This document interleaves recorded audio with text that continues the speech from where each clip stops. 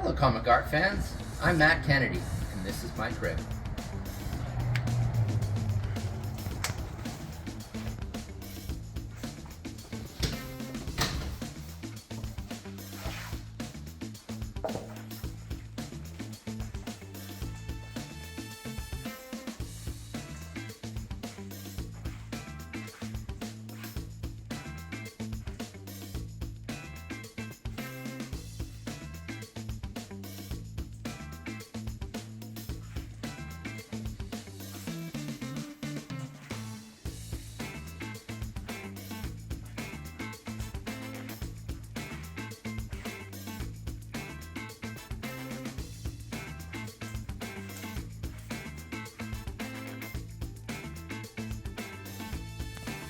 Let's go upstairs.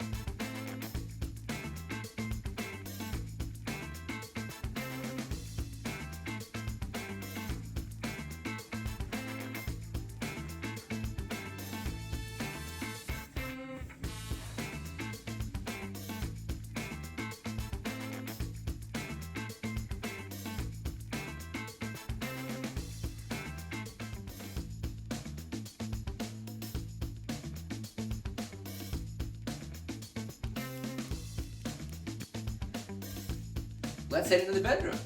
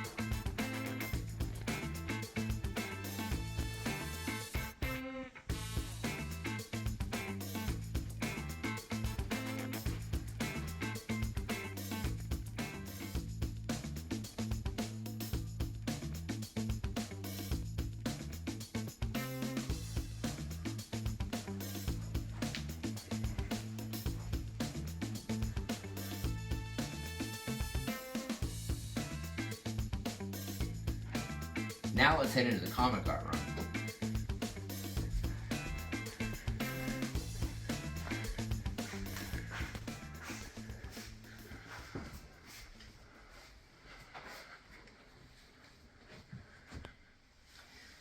Well, here it is, the Sanctum Sanctorum.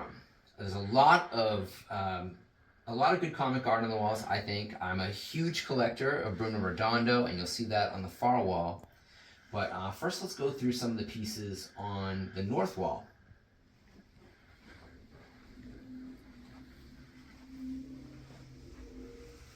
So top left here, we've got a commission I got from Bruno Redondo. He is a predominantly digital artist, but I got him to do an analog piece of Nightwing in tribute to Daredevil 181. Of course, replacing Daredevil with Nightwing, Bullseye with the Joker, and Elektra with Barbara Gordon as Batgirl. There's, I just found out this has got a high probability of becoming the cover to a Nightwing special, #1. So that was, I guess, my first art-directed cover for a comic book. Over here, of course, we've got a beautiful Ryan Ottley tribute to both Wolverine #1 and the Daredevil cover, of course, of No More Mr. Nice Guy. Both Frank Miller comics, and a piece that I actually picked up on eBay. And when I acquired this, it became a very pivotal piece in changing how I collect things. Here you've got Howard inks over Mazzucchelli Blue Line. Great, beautiful scene from Batman Year One. In this case, done as a double page splash as opposed to just a single frame on the top of a single page. And this piece I just picked up very recently. This is a beautiful Chris Wildgoose Batgirl page. This is a double page splash. Just amazing. It's pencil on top of Blue Line mechanical pencil. And I believe what they do is they do a contrast of the pencils the same way that Frank Quitely chooses to do a hard contrast on his 2H graphite pencils instead of doing actual inkings. But I just love the sense of motion and action in this piece. Another great commission. This, of course, is Immortal Hulk and Joe Bennett. And, you know, I had one of my favorite pieces of artwork in the history of comics is Fantastic Four number 51, This Man, This Monster. And so I had him do an Immortal Hulk version of this with Hulk as the Thing, which is sort of timely, and having other characters step in for the characters in the Fantastic Four, including the Harpy and, you know, the Phosphorus Dude. And this, of course, needs very little explanation. Most people recognize this as a wonderful tribute to X-Men, Uncanny X-Men number 141. This is Raul Fernandez tribute using the Generation X characters. And again, I picked every single person on the poster and really gave a lot of direction on this and got it turned on very quickly. He was able to accomplish this in really, I think, less than 2 months, and just a beautiful, beautiful piece. We all hope that we'll get a revival of that 90s Generation X team, and it'd be great if Fernandez could do it. He's a huge fan. So on the left here, you've got an original standing signboard poster for Female Yakuza Tale. In a previous life, I was the president of Panic House Entertainment, and we released a lot of Pinky Violence films. I was largely responsible for bringing the Pinky Violence film from Japan to the United States for the very first time. And this poster with Reiko Ike and a film directed by Taro Ishii reflects the trading cards that form a gambling game in Japan, mainly in Yakuza-owned gambling houses, and it's just a pinnacly rare poster, but just a beautiful piece that exemplifies the entire genre. Many of the posters of the Pinky Violence films feature a ton of nudity, and I didn't want to have a lot of nudity on my walls, and so I felt like this one really captured that element of what has been an important part of my career and even an important part of collecting moving forward. And as you look next to that, you're going to see top to bottom Christine Wu painting, a Mark Todd piece, tribute to the Fantastic Four X-Men. And next to that, or bottom of that, I guess you should say, there's another Christine Wu. Wonderful illustrator from California, Taiwanese American. And then here from top to bottom, you've got a Bernie Wrightson Frankenstein title artwork. You know, one of my favorite pieces. Bernie Wrightson always been one of my favorite artists. And then left to right here, you've got a Scott Hovey piece. It's a three-dimensional piece. Scott Hovey does a kind of cake decorating meets a little bit of taxidermy style. He's a museum exhibited artist, quite famous internationally. Then an Alessia Ionetti piece, sort of a child vampire.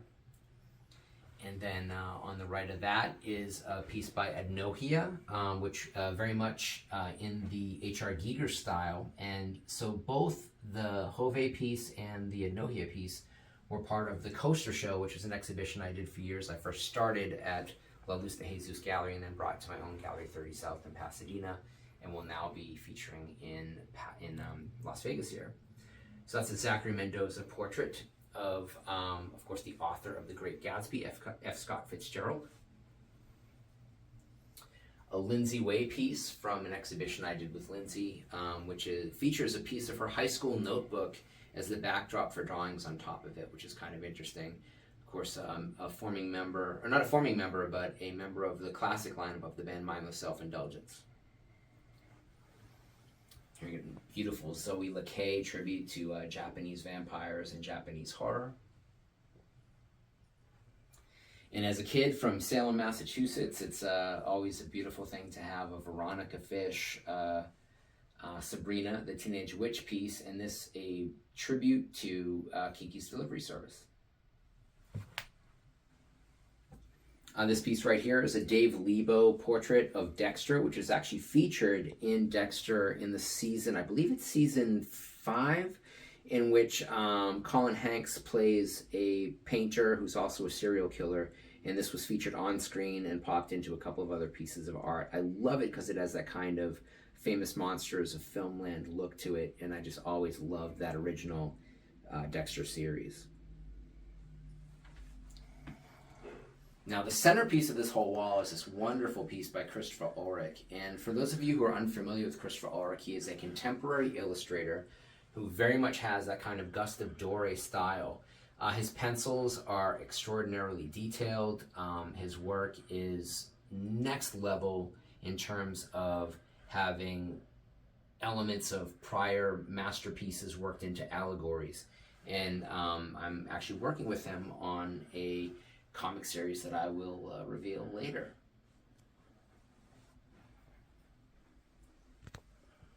Down here you have a Danny Shinyoluo piece from one of the exhibitions that I curated for her.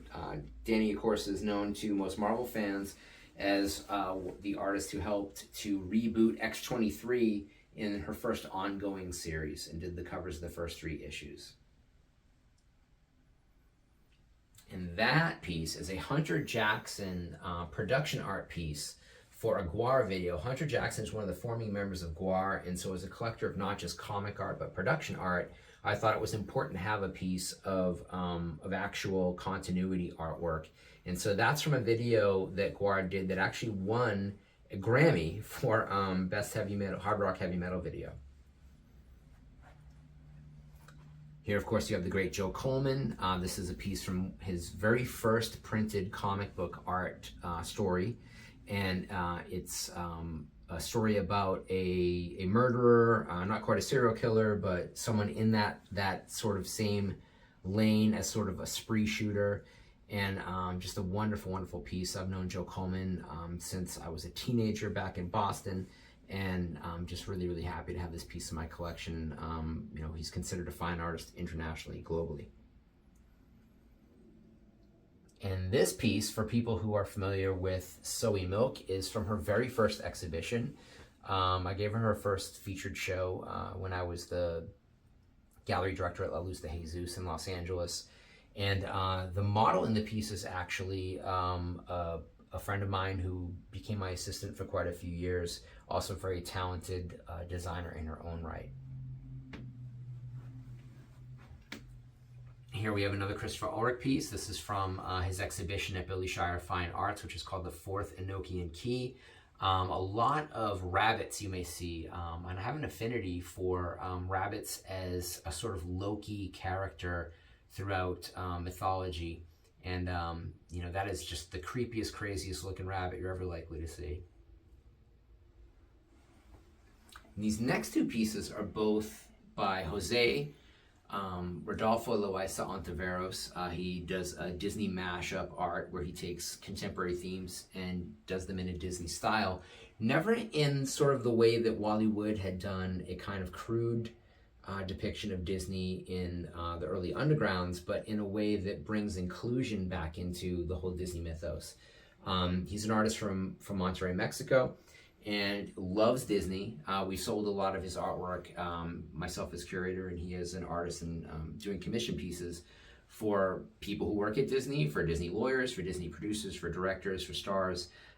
He became very famous when a piece of his work was retweeted by the wife of a famous director who was having an affair with a starlet, and it got one of the first mimetic sort of levels of attention in early Instagram, one of the very first pieces to go literally viral. And that was a commission that I hired Rodolfo to do, because I figure really all Prince Charmings are Pinocchios. So having a mashup of Pinocchio and Snow White, my 2 favorite Disney films, made a lot of sense. While there are a few pieces by other artists, this is my Bruno Redondo wall. So a tribute to Nightwing, who of course is Dick Grayson, who was of course the original Robin, and my favorite comic book character of all time. I sort of feel like we're all Robin. We're all young men trying to come out of the shadow of our fathers as we get older, and nowhere has that been depicted better in comics than in the story of Dick Grayson and Bruce Wayne. And so that top piece there, of course, a cover to the Tom Taylor and Bruno Redondo Nightwing, is the first cover to feature Nightwing's illicit half-sister, the first cover to feature Bitewing, his three-legged dog, and one of the first covers to feature his new costume, I believe is the second cover. But the Melinda Zuko character is one of the very prominent new additions to the Tom Taylor writing of Nightwing, and a character that I absolutely adore. I also love that that cover has, in the top left corner, a retelling of the origin of the death of the Flying Graysons. And as you go across this row, you see, of course, another beautiful Nightwing cover by Bruno Redondo. And then as you get over a little bit further, you're going to see the very first appearance in comics, first full-page appearance of Heartless, who is to Nightwing what the Joker is to Batman. And then this is one of the few pieces that isn't Redondo on this wall. It is a Jorge Jimenez cover to the Super Sons Annual 1, which I love not only because it's Damian Wayne and John Kent, but because it has the Bat Hound and Krypto. And I'm a huge fan of Krypto the Super Dog. I love superpowered pets. I think that they're just incredibly underutilized characters. And this is just one of the all-time great covers to capture the folly of youth as superheroes, and then just the wonder of pets. And speaking of John Kent, this is a beautiful, I believe, page 1 or title page from Action Comics. This piece is by the incredibly and exceptionally talented Tyler Kirkham. You've got John Kent as a preteen. You've got Clark Kent in his sort of black Superman costume with the beard and everything. You've got a reference to social media. It is just a perfect, in my opinion, splash page of the modern era, featuring everything and all the tropes of the era in which it was created. I love this version of John Kent. I was not a fan of them aging him up, and wish they kind of kept him around here so we could really experience that same thing that we missed in the telling of the Dick Grayson story with Batman and the Batman and Detective Comics in the 1940s, 50s, and 60s. But just a beautiful page from all too rare pencil page by Tyler Kirkham in action. And then right here, of course, you have the very first cover featuring Heartless and Nightwing. And this piece is amazing. Before Tyler and Redondo were on Nightwing, they really kind of cut their bones, to speak, on Suicide Squad. And this cover with Batman was done in two pieces. The actual cover has the Suicide Squad sort of superimposed in the bottom. But this amazing image of Batman is one of the great images of Batman, I think, of the past decade. And just like incredibly haunting, captures every element of why criminals would be absolutely petrified to experience Batman in a dark alley or even in direct sunlight.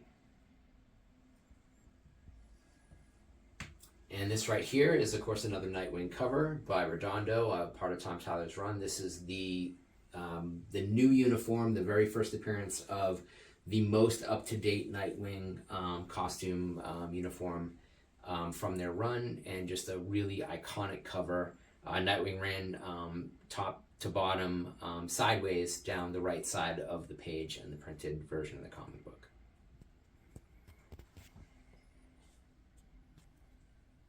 Now, when talking about the Taylor and Redondo run on Nightwing, you have to talk about this amazing use of motion and overlapping motion that Redondo uses. I know there's an Italian artist who worked on similar overlapping themes in the 1970s, but I sort of feel that Redondo's use goes back to Winsor McCay and how Winsor McCay would use overlapping motion feature in his earliest comics. Of course, Little Nemo being the operative example and earliest example. but what a beautiful cover. It would trailer what would come in the very next issue, which would win the Eisner Award for Best Single Issue. Now, this cover here is the variant cover of that issue that won the Eisner Award. But otherwise, from the cover to the last page, it is one single panel that can be told across 22 pages plus the cover in a constant action, constant motion scenario. Just a beautiful, beautiful piece of modern pop art. Now, one other thing that is very important in telling the story of Dick Grayson and becoming his own man as Nightwing is the city of Bloodhaven. Bloodhaven is Dick Grayson's Gotham, most comparable to, say, modern-day Detroit. And here you see him on a rooftop kind of looking over the city that he keeps safe. And I just think it's an amazing title page from just one of the best runs of the modern era in comics. And this is the most recent acquisition I've had from Bruno. This is a title page from a very recent issue of Nightwing. You obviously see Dick Grayson from a really cool angle. It's very Steranko-ish in its own way, where you see the angle upwards towards his face. And just, again, beautiful use of black, beautiful use of negative space, and another piece from just an incredible comic series. Now, most of you will be familiar with this piece because it was purchased on Comic Art Live. This is, of course, Ryan Sook and a beautiful Batgirl piece. If Dick Grayson is my absolute favorite character, then my absolute number 2 is Barbara Gordon as Batgirl. And when I saw this, I knew I had to have it. I knew it would be raising money for charity. So I definitely paid above what the going rate might normally be for a Ryan Sook, non-published piece. But the dynamism of this and the beautiful contrast, it just made it an absolute must-have. The holster that it is in is my custom slab. I've got my own Pop Sequentialism logo on these, and I only use them for the pieces that I myself put into the slabs.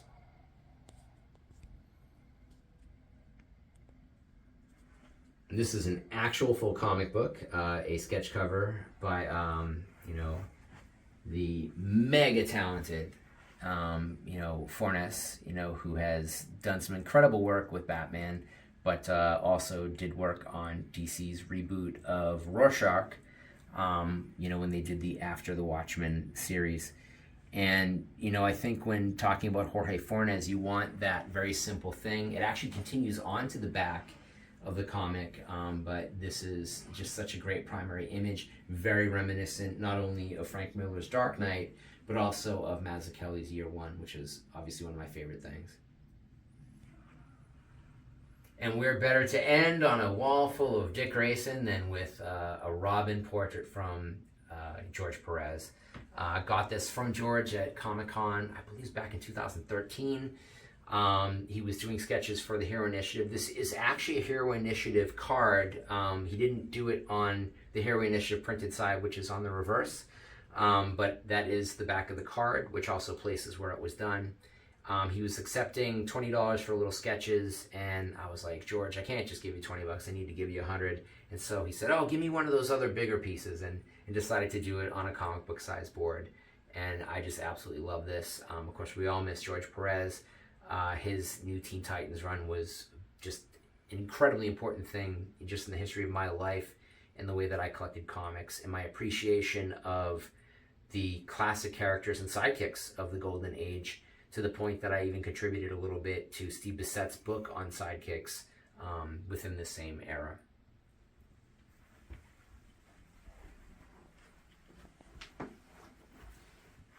And that right there is just pure nostalgia. I grew up in the city of Lynn, Massachusetts, which is, of course, the next city over from Salem. And this is from a local high school production at Lynn Classical High School of The Wizard of Oz. And I remember I'm the youngest of 6, and my oldest sister was actually selling tickets for this, even though she didn't go to classical. She went to Lynn English. But one of her best friends was in the play, and I believe the high schools at that time had a shared drama department because budgets were so low in the 1970s.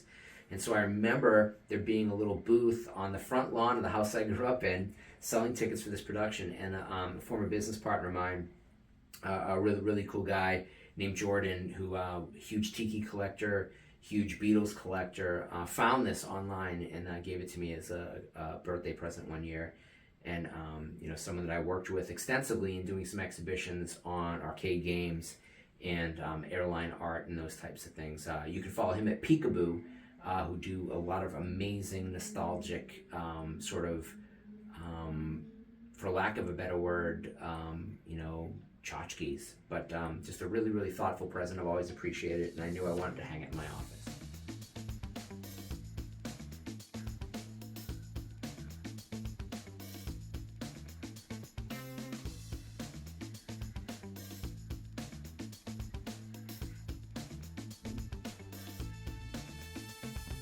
You're still here? It's over. Go home.